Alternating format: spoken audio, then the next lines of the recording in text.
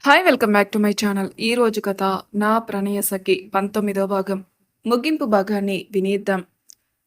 నేను ఆ అమ్మాయిని కిడ్నాప్ చేయడం ఏంటి? అసలు ఆ అమ్మాయే పెళ్లిలో నుంచి ఎవరితోనో వెళ్ళిపోయింది. ఆ మాట వినగానే కోపం వచ్చేసింది ధ్రువకి. కానీ తమాయించుకున్నాడు. మళ్ళీ ఛాయాదేవి మాట్లాడుతూ నా కొడుకును కూడా కొట్టించి మరీ వెళ్ళింది అంది. మరి మీరు వాళ్ళ మీద కంప్లైంట్ ఎందుకు ఇవ్వలేదు? మీ కొడుకుని కొట్టించినందుకు అన్నాడు ధ్రువ. ఆ మాటకి కొంచెం తడబడి అయినా ఆ పిల్ల తన ఇష్ట ప్రకారం వెళ్ళిపోయాక మేం మాత్రం ఏం చేస్తాం? అసలే సమాజంలో గౌరవంగా ఉంటున్న వాళ్ళం అంది. మరి అరుణాదేవి గారిని బంధించి తన కూతుర్ని మీ దగ్గరికి రప్పించుకోవాలని చూశారని చెప్పారు అరుణాదేవి గారు. దానికి నీ సమాధానం ఏమిటి అన్నాడు ధ్రువ. అది అని సురేష్ కుమార్ మాట్లాడేంతలో మిమ్మల్ని తర్వాత అడుగుతాను, ముందు ఈవిడి సమాధానం చెప్పనివ్వండి అన్నాడు ధ్రువ. దానితో సైలెంట్ అయిపోయాడు సురేష్ కుమార్. అతనితో పాటు నీరజ్ కూడా.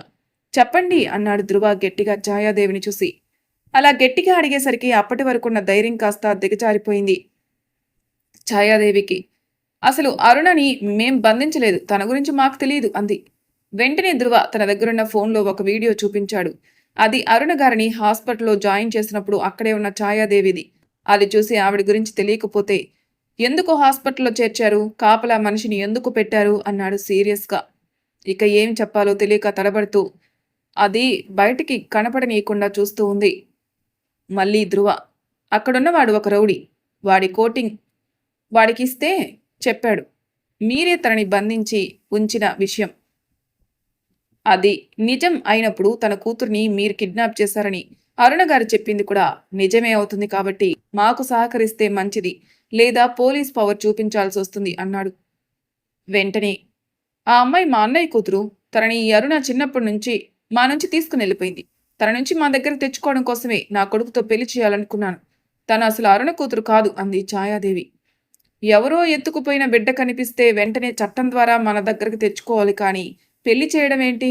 అదీ కాక పందిట్లో నుంచి ఎవరో ముక్కు మొహం తెలియని వాడు తాళి కట్టి అమ్మాయిని తీసుకెళ్తే వాళ్ళని వెతకడం మానేసి ఎప్పుడో ఎత్తుకుపోయిన మనిషిని మీరు బంధించడం ఏంటి అన్నాడు ధ్రువ గట్టిగా.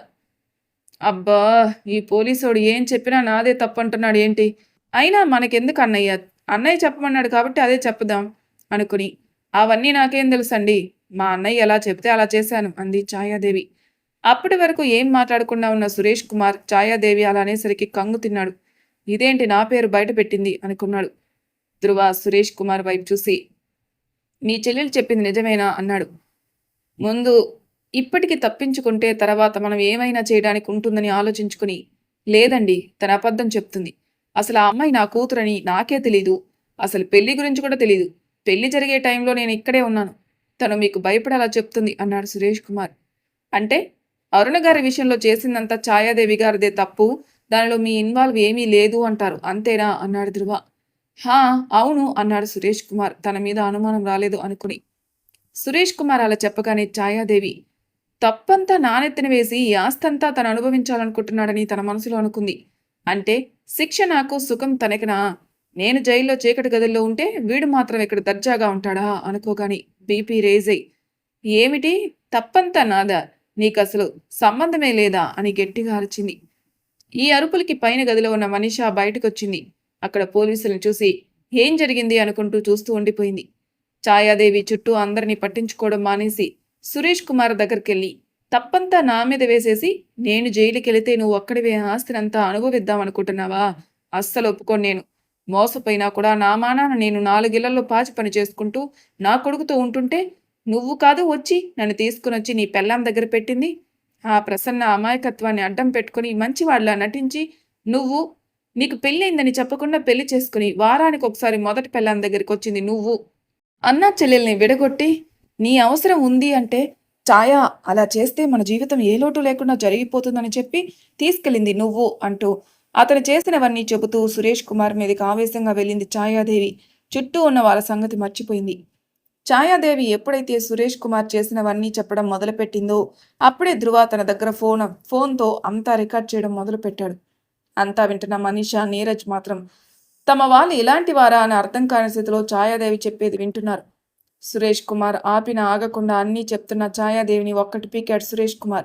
కాస్త చుట్టూ చూసి మాట్లాడు అంటూ. అప్పటి వరకు వీరావేశంతో అన్నీ చెప్పినా అక్కడ పోలీసులు ఉన్నారని గుర్తుకు రాగానే సైలెంట్ అయిపోయింది.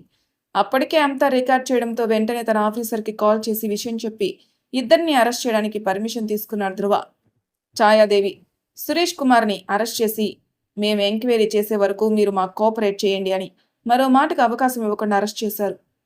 మాకేమీ తెలీదు, నేనేదో కోపంలో అన్నానని ఛాయాదేవి అరుస్తున్నా వినిపించుకోకుండా తీసుకెళ్లిపోయారు. ఇంట్లో నీరజ్, మనీషా మిగిలిపోయారు. ఇది తప్పు, ఇలా చేయకూడదు, దీనివల్ల బాధ కలుగుతుందని చెబితే కొంతమందికి అర్థం కాదు, కానీ తమ వరకు వస్తే కానీ ఆ బాధ తెలీదు. ఇప్పుడు మనీషా పరిస్థితి కూడా అంతే. ఇష్టం లేకుండా నిఖిలేష్ జీవితంలోకి వెళ్ళాలనుకుంది, కానీ తనకిష్టం లేని మనిషి తన జీవితంలోకి వచ్చేసరికి అతని మీద అసహ్యం కలిగింది. ఒకవేళ తను కూడా నిఖిలేష్ జీవితంలోకి బలవంతంగా వెళ్ళి ఉంటే అతని కూడా ఇంతే అసహ్యంగా చూసేవాడు కదా అనుకుంది. కనీసం అసలు మనిషిగా చూసేవాడు అనిపించింది. చిట్టి అక్క జీవితం నాశనం చేయాలని చూసినందుకు నాకు భగవంతుడు సరైన శిక్ష వేశాడనుకుని బాధపడుతూ ఉంది. అదే టైంలో తన ప్రమేయం లేకుండానే కళ్ళలో నుంచి నీళ్లు వస్తుంటే తుడుచుకోకుండా అలానే కూర్చునింది. తన తల్లికి డబ్బు మీద వ్యామోహం ఉందని తెలుసు, కానీ దాని గురించి జీవితాన్ని నాశనం చేసుకునే అంత ఉందని అప్పుడే తెలుసుకున్న నీరజ్ ఆశ్చర్యపోయాడు. ఇలాంటి తల్లి పెంపకంలో పెరిగిన నేను వేరేలా ఎందుకు ఆలోచిస్తాను అనుకున్నాడు. అలా ఆలోచిస్తున్న నీరజ్కి ఏదో లోకంలో ఉన్నట్టు ఏడుస్తూ ఉన్న మనీషాని చూసి మొదటిసారి బాధ వేసింది. ఎప్పుడూ నవ్వుతూ పొగరుగా ఉండే మనీషా ఇలా లోకంతో సంబంధం లేకుండా ఉన్నట్టుంటే చాలా తప్పు చేశాననిపించింది నీరజ్కి. నేను జీవితం నాశనం చేసిన వాళ్ళు కూడా ఒక ఇంటి ఆడపిల్లలే కదా, వాళ్ళు కూడా ఇలానే బాధపడి ఉంటారు కదా, వాళ్ళని చూసి ఇంట్లో వాళ్ళు కూడా ఎంతో నరకం అనుభవించుంటారు కదా, మన దాకా వస్తేనే ఏదైనా తెలుస్తుంది అనుకుంటూ ఉన్నాడు. అలా వాళ్ళ ఆలోచనలతో సాయంత్రం అయింది. ఇంట్లో పని వాళ్ళు కూడా ఎవరూ వాళ్ళని కదిలించలేదు. నీరజ్కి ఫోన్ వచ్చేసరికి ఆలోచనలో నుంచి బయటకొచ్చాడు. చూస్తే చీకటిగా ఉంది. ఫోన్ అటెండ్ అయి కాసేపు మాట్లాడి పెట్టేశాడు. ఫ్రెష్ అయి వంట మనిషికి చెప్పి ఫుడ్ ప్రిపేర్ చేయమన్నాడు. తను మనీషా దగ్గరికి వెళ్ళాడు. చీకటిగా ఉంది గదంతా. వెళ్ళి లైట్ వేశాడు. ఆ వెలుగులో చూడగా లైట్ వేసిన స్పృహలు కూడా లేకుండా అలా శూన్యంలోకి చూస్తూ ఉంది మనీషా. తనను అలా చూడగానే కళ్ళలో నీళ్లు తిరిగాయి నీరజ్కి.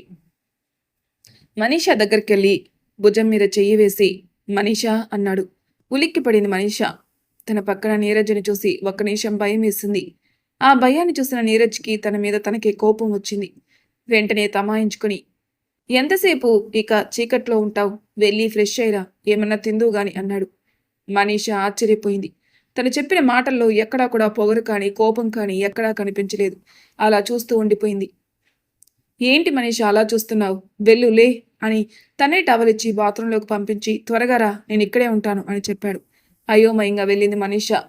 తను వెళ్ళగానే అక్కడే మంచం మీద కూర్చుని కన్నీళ్లు పెట్టుకున్నాడు. మనీషా ఫ్రెష్ అయి వచ్చేసరికి కూడా అలానే ఉన్నాడు. తను కూడా చూసింది. అతని కళ్ళల్లో నీళ్లు. ఏం మాట్లాడకుండా వచ్చి కూర్చుంది. తనని చూసి కళ్ళు తుడుచుకుని పద భోజనం చేద్దాం, పొద్దునుంచి ఏం తినలేదు అన్నాడు. నాకు ఆకలిగా లేదు, వద్దు బావా అంది.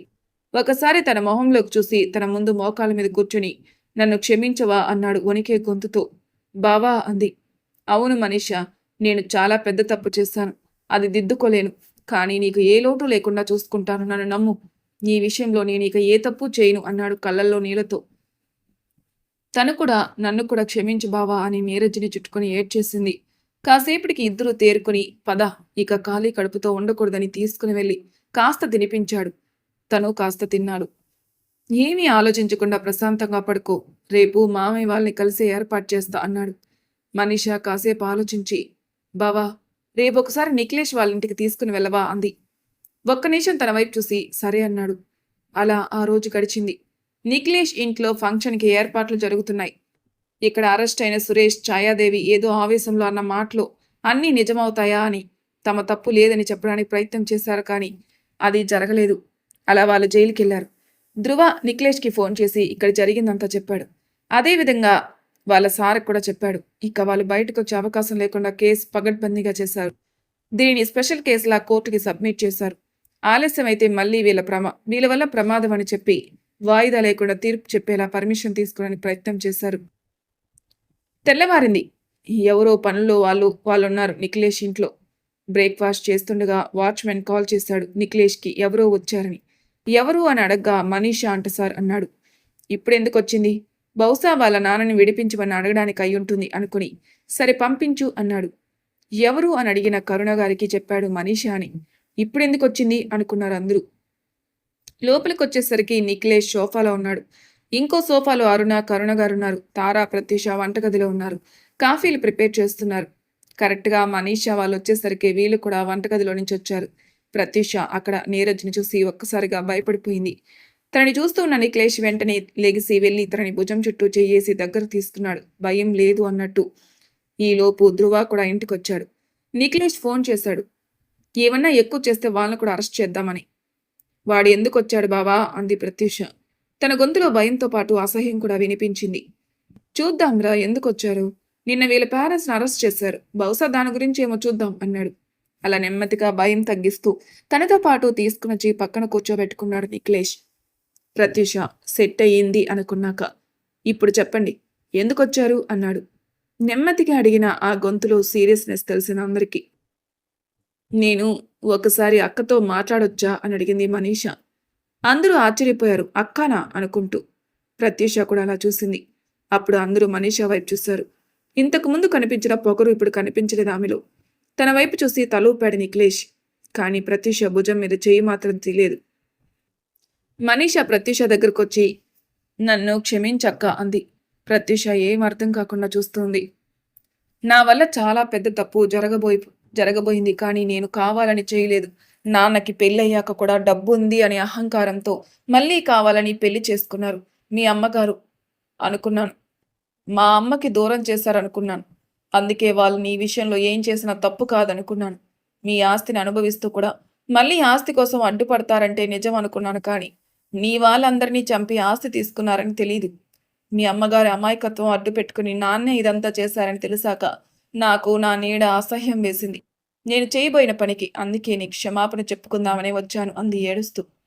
ఈలోపు నీరజ్ కూడా వచ్చి ప్రత్యూష కాలు పట్టుకుని నన్ను కూడా క్షమించు చిట్టి. మా వల్ల మా స్వార్థానికి అత్యాశకి మీ కుటుంబం బలైందని నిన్ననే తెలిసింది. నీ జీవితం కూడా బలి చేయబోయాను వాళ్ళ మాట విని. కానీ ఏదన్నా మనదాకా వస్తేనే ఆ బాధ ఏంటి అనేది తెలుస్తుందని ఆ బాధ ఇప్పుడు నాకు తెలుస్తుంది అన్నాడు మనీషాని చూస్తూ. వాళ్ళిద్దరూ అలా అంటుంటే ఏదో జరిగిందని అర్థమైంది అక్కడున్న వాళ్ళకి. మనీషా, నీరజ్ ఇద్దరు అరుణ గారి దగ్గరికి వెళ్ళి ఆవిడ కాలు పట్టుకుని క్షమాపణ అడిగారు. వాళ్ళిద్దరూ చెప్పేది నిజమని అర్థమై మీలో ఈ మార్పు ఇప్పటికీ ఇలానే ఉండాలనుకుంటున్నాను అన్నాడు నిఖిలేష్. పశ్చాత్తాపానికి మించిన శిక్ష లేదు అంది ప్రత్యూష. అరుణ గారు కూడా అలానే అనేసరికి నీరజ్ వాళ్ళు కొంచెం స్థిమితపడ్డారు. మనీషా, నిఖిలేష్ ఇద్దరి దగ్గరికి వచ్చి మా నాన్న చేసిన పనికి నేను సాక్ష్యం చెబుతాను. అలాంటి వారికి శిక్ష ఖచ్చితంగా పడాలి అంది. నీరజ్ మాత్రం నిఖిలేష్ని నాకొక సహాయం చేస్తావా అన్నాడు. నేను చేసిన పనికి శిక్ష అనుభవించాలి అనుకుంటున్నాను, కానీ ఆ టైంలో ఇదిగో అని మనీషాని చూపించి తనకి కొంచెం అండగా ఉండగలరా? ఇప్పుడు తిను ఎవరూ లేరని అనాథ అయింది అన్నాడు. బావా అంది మనీషా తన వైపు చూస్తేనే. ప్లీజ్ అన్నాడు నీరజ్. సరే అన్నాడు నిఖిలేష్. వద్దన్నయ్యా, మళ్ళీ ఇది ఇంకొక కొత్త నాటకమేమో అంది తార. మా మామయ్య చేసిన గారాబం వల్ల పొగరుగా తయారైంది, కానీ బయట లోకంలో ఎలా ఉండాలో తెలియదు మనీషాకి అన్నాడు. వద్దు బావా అంది మనీషా ఏడుస్తూ. తప్పదు మనీషా, ఈ లోకం నువ్వు అనుకున్నట్టు ఉండదురా అన్నాడు లాలనుగా. మొత్తానికి మనీషాని ఒప్పించాడు. ఒక్క షరత్ అయితే తను చెప్పినట్టు వింటాను అంది. ఏంటో చెప్పు అన్నాడు. నన్ను పెళ్లి చేసుకో, అప్పుడు నువ్వు చెప్పినట్టే వింటాను అంది. అక్కడున్న వాళ్ళకి అర్థమైంది వాళ్ళ పేరెంట్స్ చేసిన పనికి వీళ్ళు చాలా బాధపడ్డారని. నిజం తెలిసేసరికి తట్టుకోలేకపోతున్నారని. వీళ్ళ ఆలోచనలో ఉండంగానే నీరజ్ని ఒప్పించింది మనీషా. అలా వాళ్ళు తప్పులకి పశ్చాత్తాపం చెందేసరికి ధ్రువ్ కూడా అప్రూవల్గా మారితే శిక్ష తగ్గుతుందని చెప్పాడు. అప్పటి వరకు మాతో పాటు మా ఇంట్లో ఉంటుందంది ప్రత్యూష. మనీషా ఒప్పుకోలేదు ముందు. తర్వాత జాబ్ చేసుకుంటూ ఉంటాను, అలా అయితేనే ఉంటాను అంది. సరే అని ఒప్పుకున్నారు. సురేష్ కుమార్, ఛాయాదేవి ఇద్దరికీ తమ పిల్లలే సాక్ష్యం చెప్పడంతో శిక్ష ఖరారు చేశారు. నీరజ్ అప్రూవల్గా మారినందుకు, అదే విధంగా సురేష్ కుమార్ విషయంలో సాక్ష్యం చెప్పినందుకు 2 సంవత్సరాలు శిక్ష పడింది. ఇక ఫంక్షన్ రోజు మెరూన్ అండ్ క్రీమ్ కలర్ శార్వాణిలో రాజులా మెరిసిపోతున్నాడు నిఖిలేష్. అదే కలర్ కాంబినేషన్లో ప్రత్యేకంగా తన కోసం నేయించిన పట్టుచీరలో బుట్టబొమ్మలా ఉంది ప్రత్యూష.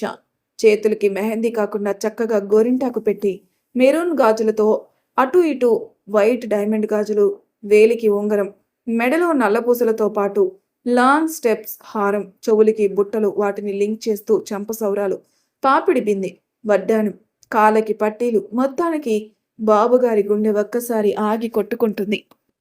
అమ్మో బ్యూటీ, ఫంక్షన్ అయ్యే వరకు నన్ను బుద్ధిగా ఉండనిచ్చేలా లేదుగా అనుకున్నాడు అలా చూస్తున్నాడు. ఈలోపు ధ్రువ, మనీష అతన్ని చూసి బావా చాలా బాగుంది కదా అన్నారు. ఆ మతిపోతుంది అన్నాడు ట్రాన్స్లో నిఖిలేష్. ఇక్కడి నుంచి కదలాలి అనిపించడం లేదు అన్నాడు. నువ్వు అలా చూస్తూ ఉండు, నేను మా చెల్లిని తీసుకెళ్తాను, నువ్వు ఇక్కడే ఉండు అన్నాడు. ఆ మాటకి గట్టిగా నవ్వేసింది మనీష. అప్పుడు ట్రాన్స్లో నుండి బయటకొచ్చి ఇంకా ఇక్కడ ఏం చేస్తున్నారు, అక్కడ గెస్ట్లను చూసుకోకుండా అన్నాడు. మేం గెస్ట్లను చూసుకుంటే నువ్వు మా అక్కని చూసుకుంటూ ఉంటావా బావా అంది మనీష. 2 రోజుల్లో వీళ్ళ ప్రేమకి బాగా దగ్గరైపోయింది మనీష. నీ కలర్ ఎక్కువైంది అంటూ చెవి మెలివేసి వెళ్ళు వెళ్ళి అక్కడ చూసుకోపో అని పంపించాడు. అలా సరదాగా నవ్వుకుంటూ ఒకరినొకరు ఆట పట్టించుకుంటూ రిసెప్షన్ జరిగింది. అదే టైంలో ధృవ వాళ్ళ పేరెంట్స్ కూడా రావడంతో తారా, ధృవ కూడా పెళ్లి డేట్ ఫిక్స్ చేశారు. మనీషాను కూడా తమ కూతురుగా చేసుకుని తమ పెళ్లి బాధ్యత కూడా వాళ్లే తీసుకున్నారు. కానీ నీరజ్ బయటకొచ్చాకే పెళ్లి చేసుకుంటారని చెప్పింది మనీష. మరుసటి రోజు రాత్రి కార్యానికి కూడా ముహూర్తం పెట్టారు. వ్రతం, రిసెప్షన్ కూడా ఏ ఆటంకం లేకుండా జరిగింది. తర్వాత రోజు రాత్రి కొంచెం కంగారుగా ఉంది ప్రత్యూషకి. తనకి చెప్పవలసిన జాగ్రత్తలు పెద్దవాళ్ళు చెబితే చిన్న చిన్న చిలి పనులతో చెల్లెలు, మరదలు ఆట పట్టిస్తారు. ముహూర్తం సమయానికి లోపల పాల గ్లాస్తో వచ్చి పంపించారు. తలుపు దగ్గరే నించుండిపోయింది ప్రత్యూష. అడుగు ముందుకు పడడం లేదు. నిఖిలేష్ దగ్గరికి వచ్చి తన భుజం చుట్టూ చెయ్యేసి ఎందుకు కంగారు పడుతున్నావు? ఈ గది మనకు కొత్త కాదు, నేను కొత్త కాదు, కానీ మనం కొత్త జీవితం మొదలు పెడుతున్నాం, కంగారు పడకు అన్నాడు లాలనగా. కొంచెం నెమ్మదించింది ప్రత్యూష. నా జీవితంలో ప్రేమకి, ప్రణయానికి చోటు ఉండదనుకున్నాను, కానీ నా జీవితం మొత్తం ప్రత్యూష వెలుగులు నింపేందుకు నా ప్రణయం నీవుగా వచ్చావు. నా జీవితం చివరి శ్వాస వరకు కూడా నిన్ను నేను వదలుకోను అన్నాడు నిఖిలేష్ తనని గుండెలకి హత్తుకుని. మరి జన్మకు కూడా మిమ్మల్ని నేను వదులుకోను అంది ప్రత్యూష తిరిగి అతన్ని ఇంకా గట్టిగా హత్తుకుంటూ. ఇదండి ఈ కథ. మరి ఇంతటితో ఈ కథ సమాప్తం. మళ్ళీ మరొక కొత్త కథతో మీ ముందుంటాను. అంతవరకు నా ఛానల్ సబ్స్క్రైబ్ చేయని వాళ్ళు ప్లీజ్ సబ్స్క్రైబ్ చేసుకోండి. లైక్ చేసి షేర్ చేయండి. మీ అభిప్రాయాలు నాకు కామెంట్ రూపంలో తెలియజేయండి. Thank you for listening.